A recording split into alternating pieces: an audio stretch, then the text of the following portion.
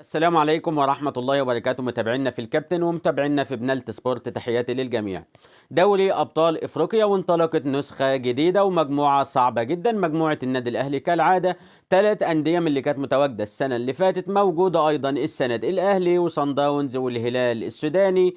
وهنتكلم معاكم في الماتش ده عن مباراة الهلال وصن داونز وحظوظ الهلال بعد كده في مبارياته القادمة بعد تألقه النهاردة ضد صن داونز، وكان على الأقل تقدير ممكن يطلع بنتيجة التعادل، لكن الهلال سيكون خصم قوي جدا في هذه المجموعة. أنا شخصيا أتمنى له التوفيق ويتأهل رفقة الأهلي بإذن الله تعالى ويتم إقصاء صن داونز، أتمنى ذلك، وإن كانت المهمة تحتاج إلى عمل كبير جدا من فلوران المدير الفني لنادي الهلال وأيضا من النادي الأهلي حتى تتم هذه المهمة. معهم السنة دي القطن الكاميروني بدلا من المريخ السوداني اللي كان متواجد في النسخة الماضية. مباراة صن داونز والهلال 1-0 لنادي صن داونز. طبعا نعلم ان صن داونز بيكون على ملعبه وسط جمهوره الساعة 3 عصر، مباراة بتكون قوية وصعبة جدا وحظوظه اعلى في الفوز، لكن النهارده كان نادي الهلال في اكتر من كرة كان قريب من المرمى، في اكتر من كرة كان قريب انه يسجل، ما كانش عنده خوف النهارده ولا هاجس الدفاع، عنده اخطاء بسبب طبعا يعني ما شفتش التقفيل الدفاعي بشكل جيد، كان فيه مسافات كبيرة جدا بين خط النص وخط الدفاع وقدر يستغلها صن داونز في كرة رجعت من علي ابو 20 حارس المرمى ووجدت المتابع اللي قدر يسجلها، و3 نقاط زي ما قلت لحضراتكم. كان ممكن وارد جدا المباراة تنتهي بالتعادل، لكن في النهاية خلصت 1-0 وصن داونز صعد في هذه المجموعة الآن ب3 نقاط متصدرة. ينتظر بقى مباراة مؤجلة بين الأهلي والقطن الكاميروني حتى 4 من مارس القادم، الجولة رقم 2 إن شاء الله تعالى. نادي الهلال هيستضيف النادي الأهلي في ملعب الجوهرة الزرقاء ان شاء الله تعالى. المباراه هتكون يوم السبت 18 من فبراير الساعه 3 عصرا.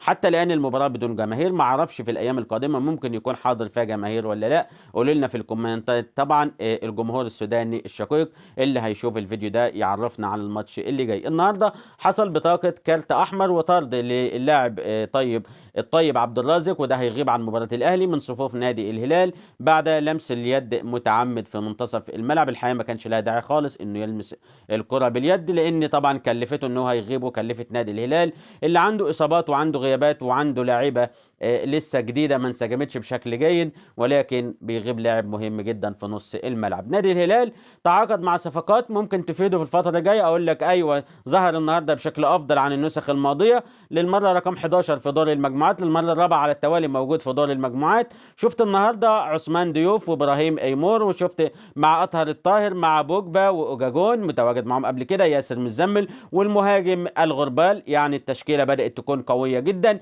احمد يحيى لاعب مهم جدا جاي لسه صغير في السن، هيكون قادم للكره السودانيه مش بس لنادي الهلال. انا سعيد ومكابي دي تشكيله نادي الهلال في ماتش النهارده، وقدم اوراق اعتماده في الاوران مع نادي الهلال. الحقيقه استمتعت بأداء الهلال عكس بعض المباريات في العام الماضي. نادي الهلال بطل الدوري السوداني، وكان النهارده زي ما قلت لحضراتكم ما خافش من صن داونز. صن داونز اللي بيفوز على الكل في ملعبه، النهارده كان نادي الهلال ند قوي جدا، وده كل ما يخص المباراة بالنسبة للهلال السوداني الشقيق مع نادي صن داونز، واللي المباراة انتهت زي ما قلت لحضراتكم 1-0. ننتظر بقى المباريات القادمة زي ما قلت لحضراتكم. صن داونز هيبقى عنده ماتش مع القطن الكاميروني، هيكون قريب جدا من الفوز ويوصل للنقطة رقم 6.